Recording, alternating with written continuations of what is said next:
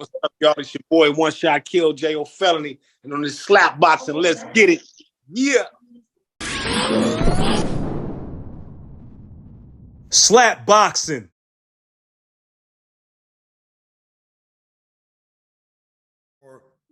Because you said you'd like to be different and be away from everybody, man, it kind of, for us, kind of explains the whole fact that when we got to know you, I mean, you was doing your thing on the East Coast with Def Jam.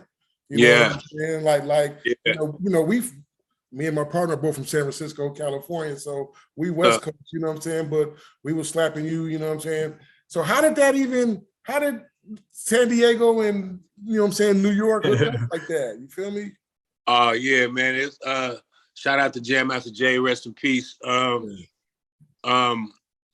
was crazy, man, because I was in San Diego, but I was like I was on a run at the time, and I had to and it was like once I turned 21, then they can't lock me up no more, you know what I mean? So my brother and all my family's from Virginia, you know what I mean? So my brother knew that I was gonna fuck around and go back to YA, so he came out from Virginia and took me back to Virginia. Nice. And when I was out there, that's when I was writing all those songs, Sherm Stick, The Locust on His Own, and all that stuff. I wrote that shit when I was on a run in Virginia. And we was out in Portsmouth. And I met a guy out in Norfolk, Virginia that was from Queens, New York. So he knew Jam Master Jay and all them. He was going to Norfolk State College. You know what I mean? Okay.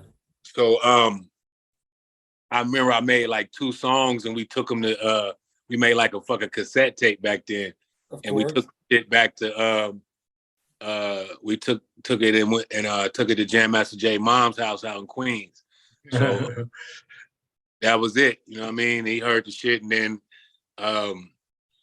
we used to tell the story different. Me and Jay used to argue about how it happened, but I remember the niggas heard the shit, and then they flew to LA to link up with me. You know what I mean? So and then I signed to JMJ Records. So the first thing I actually put out was the Jason's Lyric soundtrack.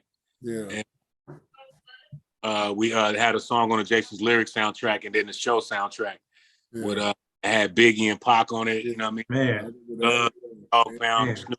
Yeah, Mary J, all that. So before I even put out a single, like I was able to get my feet wet with the soundtrack shit first, and getting some success off of being on multi-platinum soundtracks. You know what I mean? And then the soundtracks though, period though, because back then movie soundtracks had to have slaps on them though. Oh, no doubt. Yeah. Yeah.